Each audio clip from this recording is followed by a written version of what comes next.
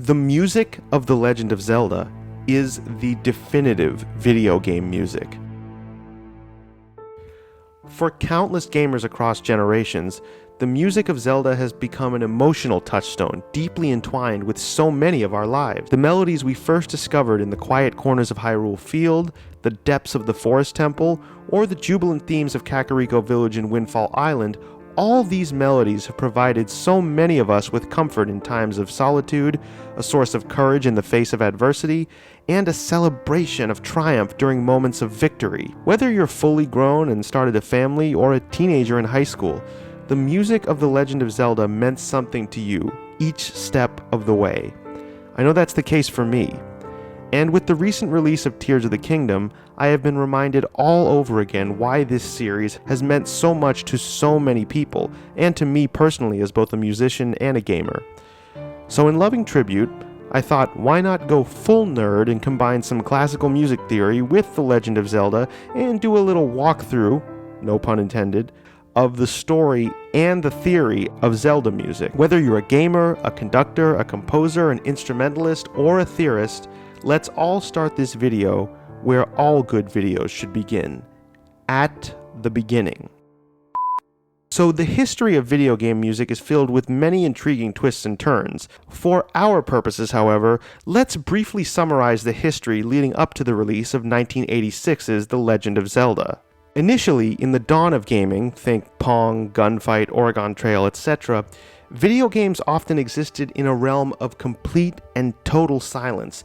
They lacked not only a musical soundtrack, but also any substantial sound effects to emphasize and enhance the gameplay. This all took a dramatic turn, however, in 1978, with the release of the Atari 2600 game Space Invaders. Now, you may not know this game, but it is heralded as a pivotal moment in VGM history, as Space Invaders was the first game to include a bona fide soundtrack, which was intended to augment the gameplay experience by injecting elements of tension and excitement through use of musical score. This was achieved with the simple yet effective use of a chromatically ascending bass line that varied in tempo according to the intensity of the gameplay. Rudimentary? Absolutely, but it marked the birth of the video game soundtrack.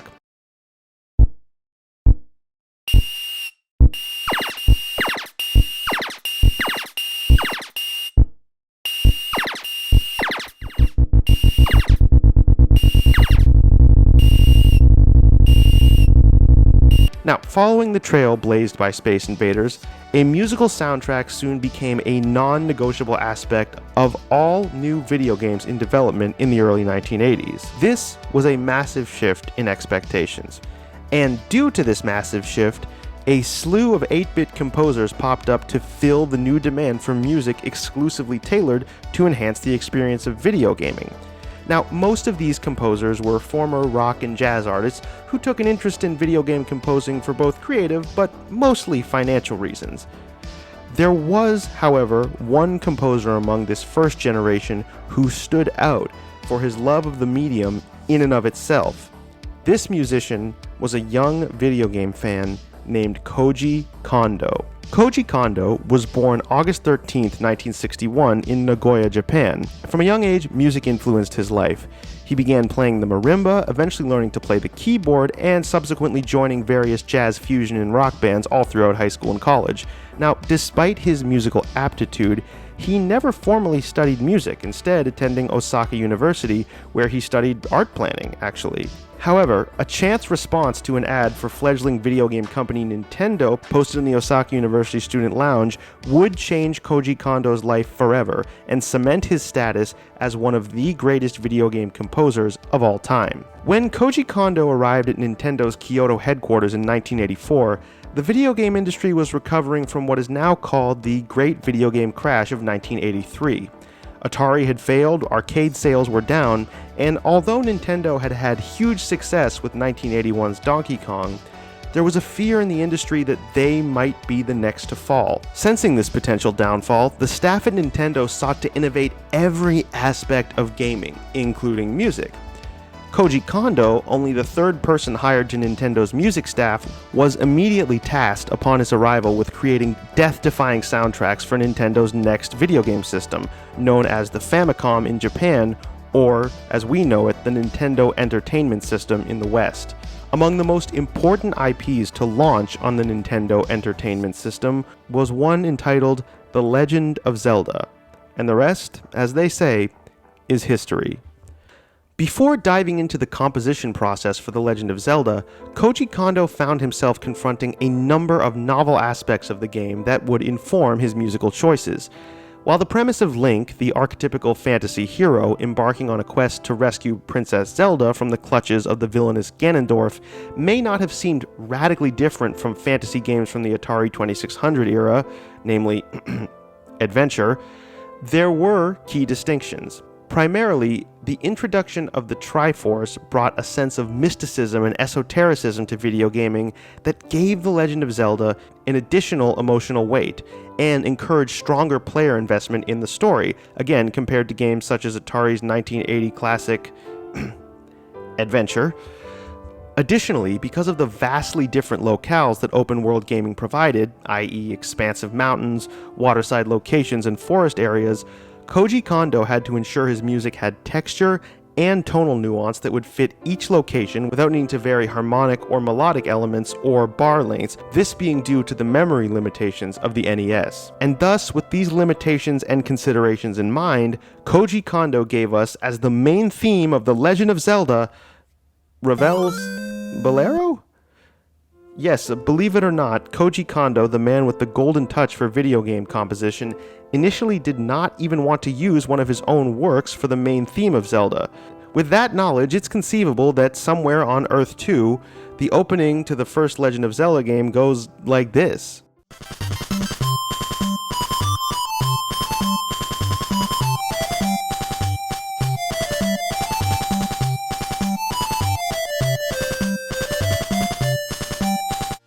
However, Kondo and Nintendo soon collectively realized that Bolero was still under copyright in 1986, and actually remains so even today, so an original theme was, in fact, needed. And Koji Kondo ended up composing said theme in one night. I am not kidding.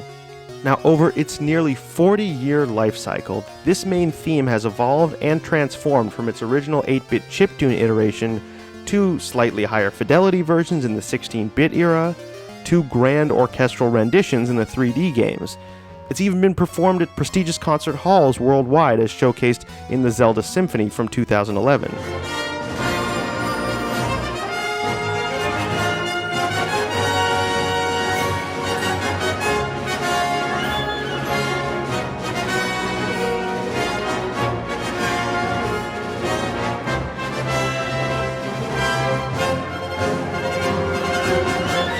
However, I want to delve further and explore the direct inspiration behind this theme. For all of us, I'm sure, when listening to the Zelda theme, it almost feels as though it has been a part of our cultural consciousness since time immemorial. However, the truth is, it does have a single tangible source of inspiration: Deep Purple's 1968 Baroque rock classic, April. Yes, you read that right. Now, Koji Kondo has never confirmed in writing that this Deep Purple song served as the inspiration for the Zelda main theme, but I tend to agree with a series of Redditors who have posited this is the case because of what we'll explore in just a second. Now, in the Zelda main theme's later adaptations, especially as the overworld theme, the main melody might seem less obviously influenced by April, though elements are still present to some degree. However, when one revisits the 1986 original version of the theme with its solemn, contemplative opening, the resemblance to Deep Purple's April becomes strikingly clear.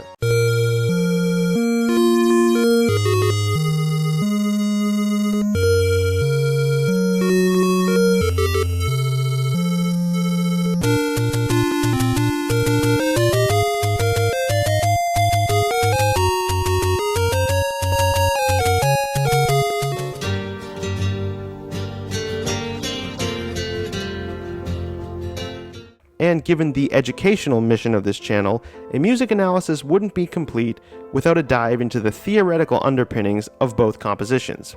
So right off the bat, it's important to note both April and the Legend of Zelda theme share a bass figure from the classical Galant era known as a, quote, lament bass, For a detailed exploration of how the Beatles made use of this figure, I made a whole video that you can find here, but since I don't skimp on education, allow me to give you a thorough explanation of the lament bass. Now, coined after its use in the aria Dido's Lament from Henry Purcell's 1689 opera Dido and Aeneas, a lament bass is a musical sequence where the bass descends from the tonic of the scale to the dominant, before resolving back to the tonic. Gabriel Fauré's Pavane, one of my all-time favorite compositions, beautifully showcases this concept. For better emphasis, here's a simplified piano rendition of Pavane retaining only the bass and melody, with intermittent notes between the descending figure removed for clarity.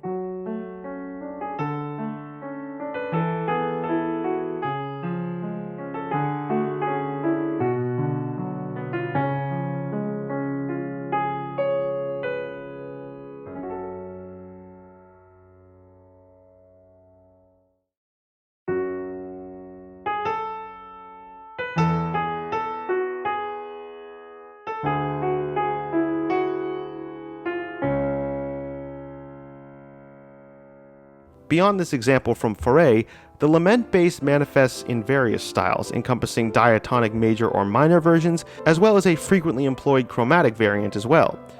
As pointed out by scholar of galant music John A. Rice, a chromatic lament bass can even pair with an ascending melodic figure to form a schemata known as the morte, but that's a topic for another time. Now that we have tackled the lament bass as a concept, let's move on to the Zelda theme itself. The first thing to note is the innovative way Koji Kondo constructs and harmonizes his lament bass and the ensuing sequences in the Zelda main theme. His harmonic choices here belie a unique musical perspective rooted in his background in pop, rock, and jazz fusion rather than classical music. Side note, this is what's so compelling about Koji Kondo. To my knowledge, he was one of the first composers for visual media who did not come from a strictly classical background. Conversely, this was most definitely not the case in film scoring circa 1986. Danny Elfman and Hans Zimmer were just around the corner as film music titans, but in this era it was the old styles of Jerry Goldsmith and John Williams that dominated. This difference in musical training will become significant as we break down the harmony of the Zelda main theme. For example, if a composer with a classical background had approached the theme with similar melodic and harmonic motion, their version might have followed traditional rules of the common practice period, such as the rule of the octave and figured bass customs. Here's what that might have sounded like.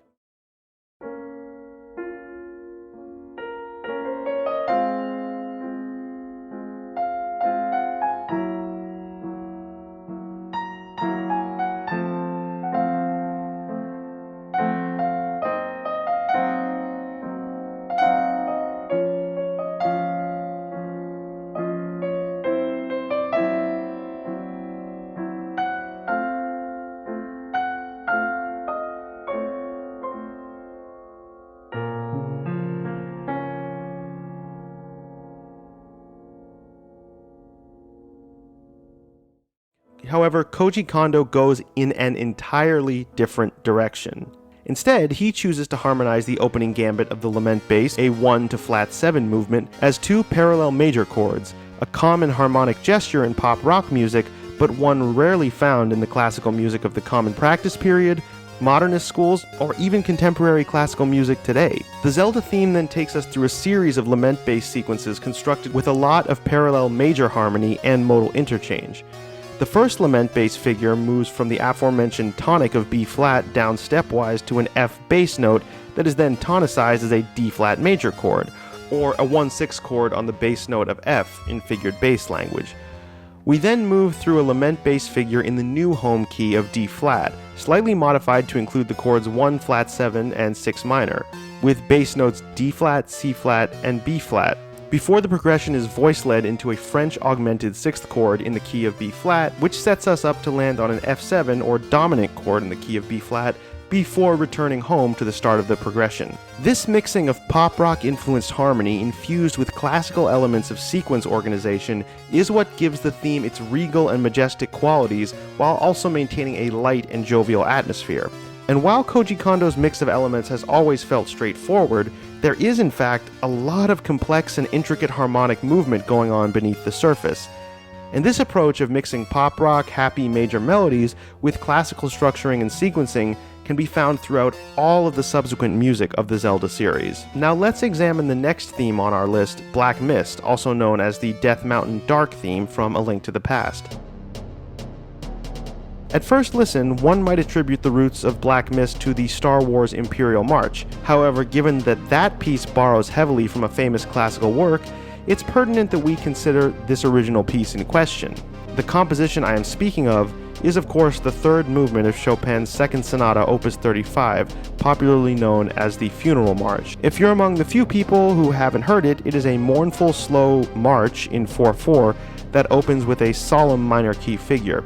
This figure, in my opinion, is subtly inspired by Beethoven's Allegretto from Symphony 7.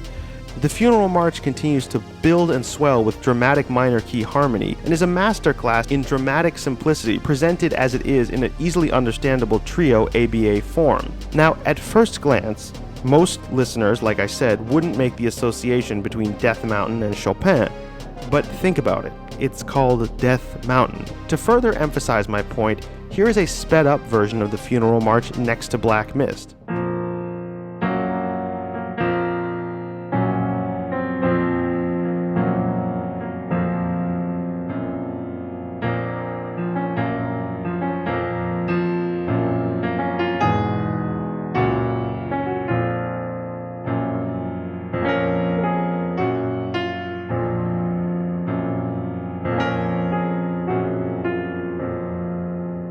As you can hear, a sped-up version of the Funeral March bears striking similarities to Black Mist, and the Imperial March, by the way. This is another brilliant example of how Kondo's unique approach enabled him to transform a piece synonymous with sorrow and darkness into a brisk composition that still retains the original's dark undertones. Now, we're going to shift gears slightly and examine the music of Kakariko Village, and its surprising source of inspiration. A quick note, I'll be referring to the classic Kakariko Village theme, i.e. the one found in A Link to the Past and Ocarina of Time, not the more recent rendition found in the Breath of the Wild era. So, with that clarification, let's dive in. I'm certain many of us are familiar with the Kakariko Village theme with its charming folksy style and relaxing orchestration. It's quintessential peaceful Zelda music. However, you may be surprised to learn that its inspiration came from a composer who many would describe as having a rather thunderous personality.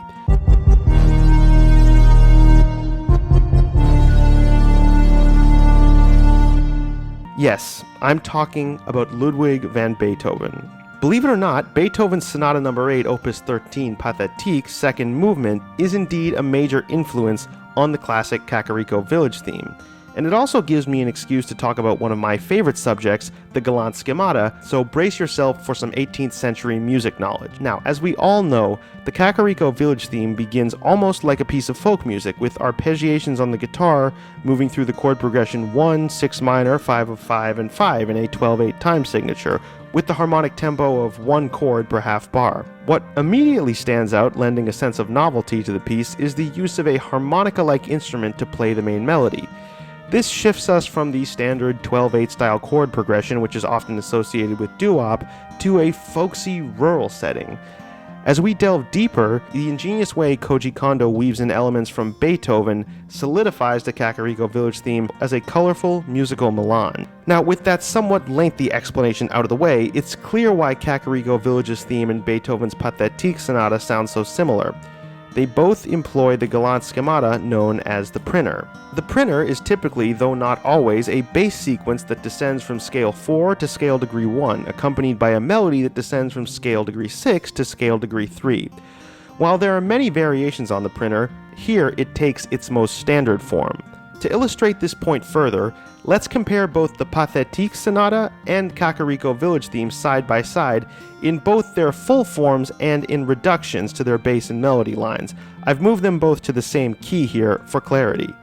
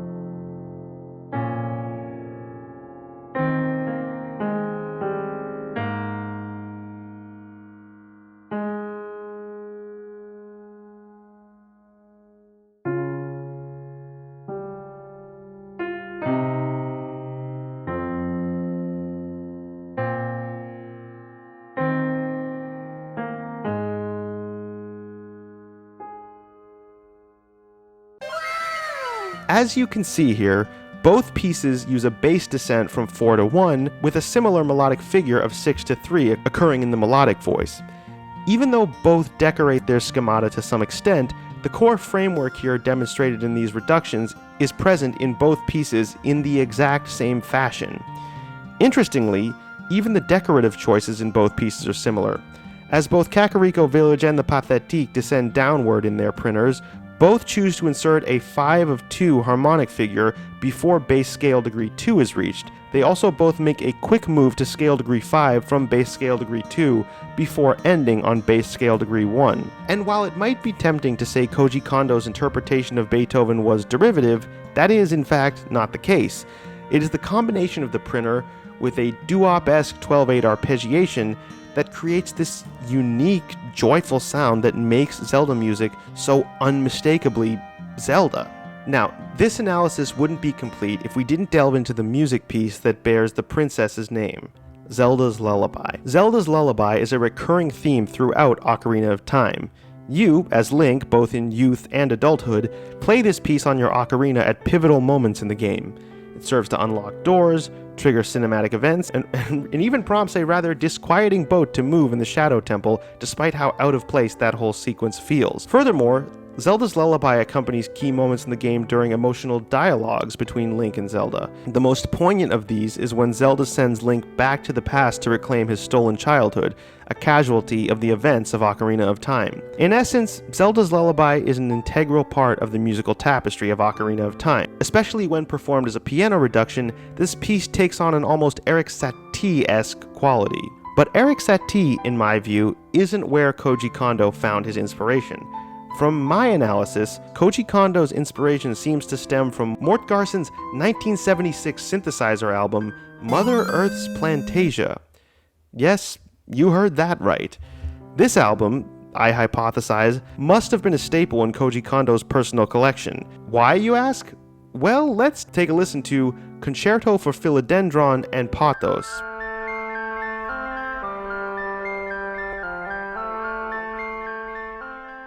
Now, if that isn't strikingly similar to Zelda's Lullaby, I don't know what is. I'm also convinced this entire album must have had a foundational influence on Koji Kondo's scoring choices for The Legend of Zelda, at least up until the Nintendo 64 era. It's almost uncanny how well many songs from Mother Earth's Plantasia could serve as backdrop to copious gameplay from any game from 1986 to 2001.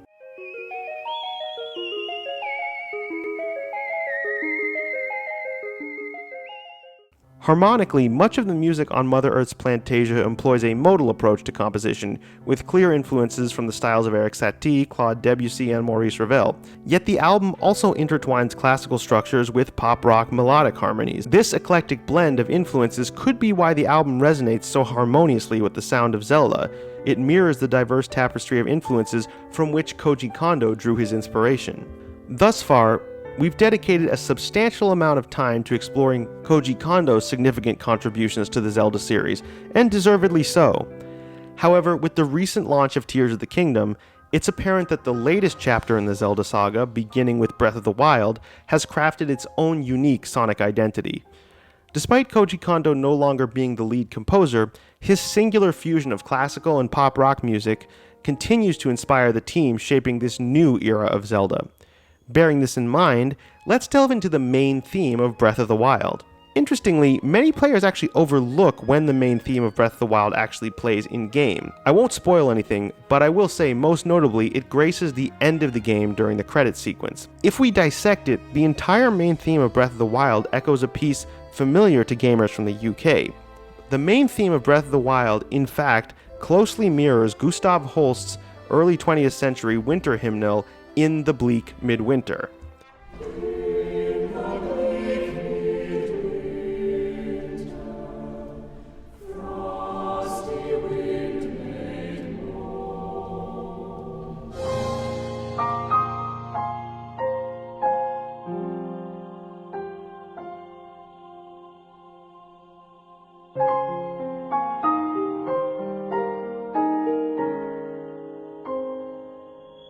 Now, musically, In the Bleak Midwinter conjures a serene English winter scene. Holst's use of diatonic chord progressions lends the song a comforting, homely quality. and his occasional employment of seventh chords infuses a touch of delicacy and longing to the otherwise stable harmonic palette. The song is an austere, straightforward evocation of the quiet English countryside during the deepest throes of winter. And it's no surprise this piece, as well as many others by Holst, were major inspirations for the music of Breath of the Wild. In the current Zelda era of stark open worlds, Holst's British quietude works very effectively. We hear this influence consistently throughout both the soundtracks of Breath of the Wild and Tears of the Kingdom. Especially if we look at Breath of the Wild, the solo piano ambient sections that often accompany the open world are a stark contrast from the previous themes brimming with excitement and adventure from the Koji Kondo era. To sum it all up, while composers such as Bach, Beethoven, and Tchaikovsky influenced the earlier Zelda games, it's clear that in this new era, composers like Holst, Elgar, and Frederick Delius serve as the primary sources of inspiration, due to their stark, austere, and unembellished sound. While Holst's compositions often highlighted his contemplative and introspective side, as seen from his influence on the soundtracks to both Breath of the Wild and Tears of the Kingdom, he also had a knack for the dramatic, as manifested in The Planets. And this aspect of Holst greatly influenced one of the most iconic themes from Ocarina of Time, that of Saria's song. Saria's song, with its Lydian theme, is one of the most recognizable motifs in the gaming world as of 2023. The piece not only represents Link's relationship with Saria, but also encapsulates the enigmatic and slightly eerie adventure of traversing the Lost Woods, a journey many of us undertook when we were roughly the same age as young Link in the game. Now, let's pay attention to the main motif. The piece begins with an upward movement of the F Lydian mode, really highlighting that Lydian feel by landing squarely on that B natural. However, as the melody continues to completion, arguably by the end of the piece, we are back in C major tonality. This tonal ambiguity enhances greatly the contrasting themes of wonder and mystery associated with Saria, the Lost Woods, and Kokiri Forest in general. Now, in terms of influences, in case it eluded you, this piece bears a striking resemblance to one of the most celebrated movements from the planets, specifically Jupiter, the bringer of jollity. Let's give it a listen.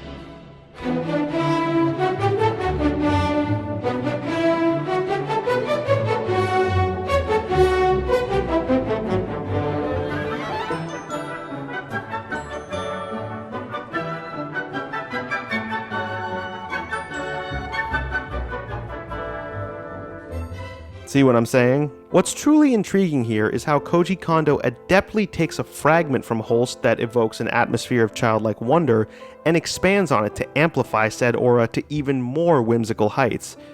This whimsical, childlike ambience is further accentuated by rendering the melody on a woodwind instrument sound closely mimicking the sound of an actual ocarina.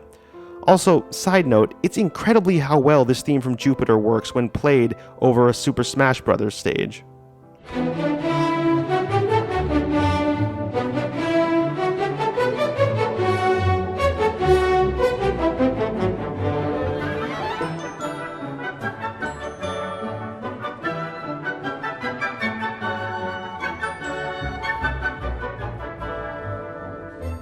Now, following the repetition of the main motif borrowed from Holst, Koji Kondo introduces a pop-rock-influenced 2-5-1-6 sequence. While it doesn't sound overtly pop-infused, astute listeners will discern this chord progression as it appears prolifically throughout the Great American Songbook. However, here, the influence is subtly obscured due to a lack of middle voices fleshing out the harmony and the playful rhythm that underpins Saria's song. Again, it's truly a perfect example of Kondo's ability to fuse classical sequencing with pop rock wonder and joy. And now this brings us to the end of our video journey today. I truly hope that through this in-depth analysis, it's become abundantly clear how the Legend of Zelda series has harnessed a wide range of musical influences since its inception, creating a sound that stands unparalleled in the world of gaming. From the earliest 8-bit compositions to the immersive background scores of Breath of the Wild and Tears of the Kingdom, The Legend of Zelda's music continues to raise the bar in gaming. But the significance of Zelda's music extends beyond just enhancing gameplay. Zelda's music has managed to inspire and introduce a younger generation of aspiring musicians to the vast realms of classical music, 70s hard rock, and even eclectic synthesizer albums about plants, and everything in between. However, despite these remarkable contributions, as I said at the beginning of this video, It's the emotional resonance of The Legend of Zelda's music that keeps it so popular among millions of gamers worldwide. My hope is that, through this video, I've been able to shed a bit of light on that magic and show you a little bit behind the scenes how it all works. Thank you so much for watching. Please leave a comment below if you'd like to see a part 2 or 3 to this series. There's actually a bunch more Zelda music that draws on classical compositions that I didn't include here, but I'd be happy to in a further video. Thank you so much. Remember to comment, subscribe, like, share, and I love you all. Bye bye.